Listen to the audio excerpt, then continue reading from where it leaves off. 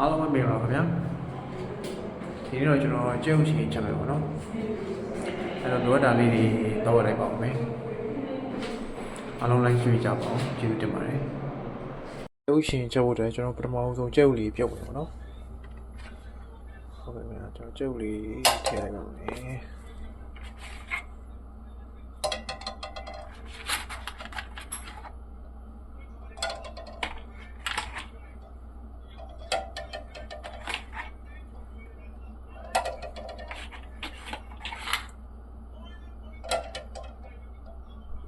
ကြက်ဥလေးပြုတ်ထားတော့မှာပေါ့နော်ကျွန်တော်တို့ကြက်သွန်ကြီးနဲ့ခရမ်းရည်တွေကျွန်တော်ရေးဆေးပြီးတော့ပေါ့လိမယ်ခင်ဗျာကြက်သွန်ကြီးနဲ့ခရမ်းရည်တွေကတော့ကျွန်တော်လှီးသွားပြီပေါ့နော်အခုကြက်ဥလည်းကြက်သွားပြီဆိုတော့ကြက်ဥလေးကျွန်တော်အခုနှွာပါမယ်ဟုတ်ကဲ့ခင်ဗျာအခုကတော့အားလုံးအဆင်သင့်ဖြစ်သွားပြီပေါ့နော်ကြက်ဥလည်းအခုနှွာပြီးသွားပြီကြက်သွန်ကြီးနဲ့ခရမ်းရည်တွေလည်းအဆင်သင့်ဖြစ်သွားပြီဆိုတော့ကျွန်တော်တို့အိုးလေးကိုစီထည့်ပြီးတော့ခဏတင်ထားမယ်စီပူလာလို့ရှိရင်စီစတက်ပါမယ်ခင်ဗျာကျွန်တော်စနေမို့လေးနဲ့ထည့်မယ်ပေါ့နော်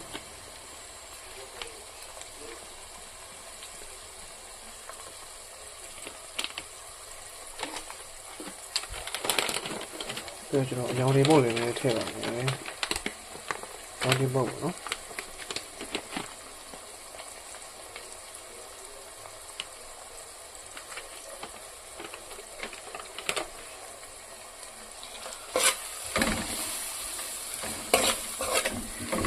ကျတော့လေနွမ်းလာပြီဆိုလို့ရှိရင်ကျွန်တော်ခင်းရည်ထည့်မယ်ပေါ့နော်ဟုတ်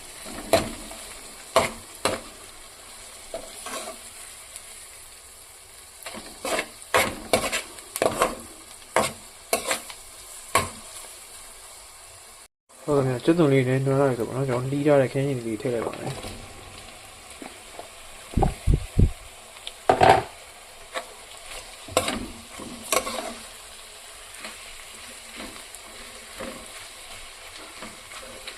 ကျွန်တော်ခင်းကြီးလေးနွမ်းအောင်လို့ခဏတော့အုပ်ထားလိုက်မယ်ပေါ့နော်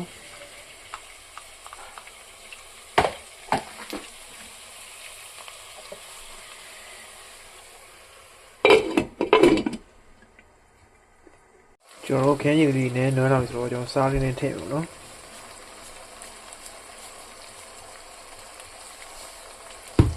စားလေးနဲ့ထည့်မယ်ပြီးတော့ကျွန်တော်တို့ချိုးမုန့်နဲ့ထည့်မယ်နော်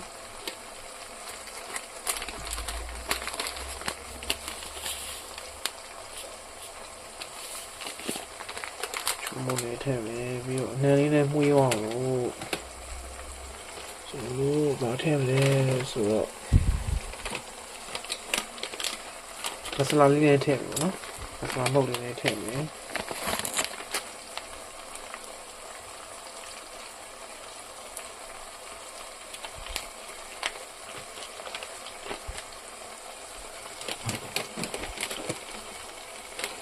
ကျွန်တော်ကာရီပေါင်တာလေးနဲ့ထည့်ပါနော်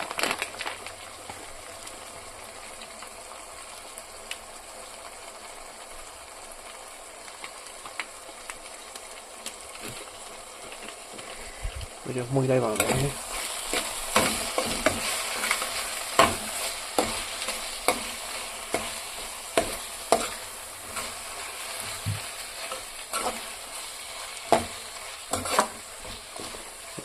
မဆလာလေးထည့်တာကောင်းတယ်ပေါ့နော်အနံလေးမှုရအောင်ဒီကာရီပေါင်တာလေးထည့်တာလည်းအနံလေးမှုရပါတယ်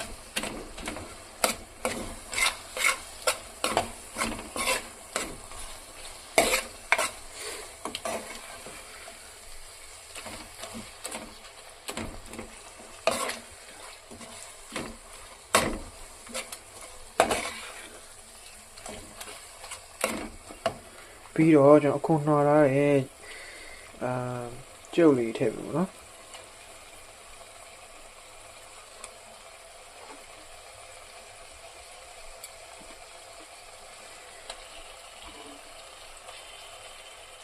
ဒီနေ့မှာကျွန်တော်ကျုပ်လေးတွေပေါ့နော်ကျွန်တော်ဘေးနားနေပြီးတော့ပလေးမုန်းထားရပေါ့နော်ဘာလို့ဆိုတော့ကျွန်တော်ဒီကျုပ်လေးကိုအရသာလေးဝင်အောင်လို့ပေါ့နော်ဒါကျုပ်လေးကိုရအောင်လို့နေလေး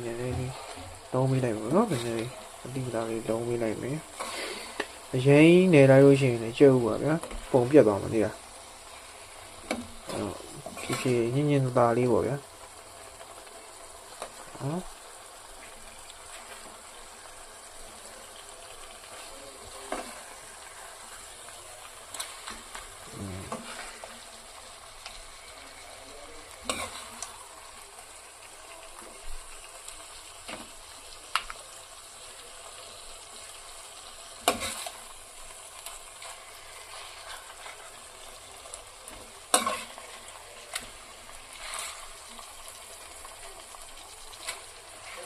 အနေလေးနဲ့အဲ့လိုလိုက်ပြီးတော့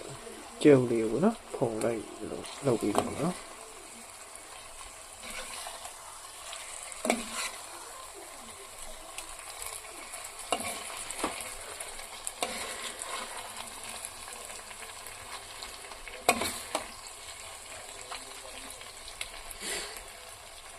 ပြီးတော့ကျွန်တော်ရီလေးနည်းနည်းထည့်မယ်ပေါ့နော်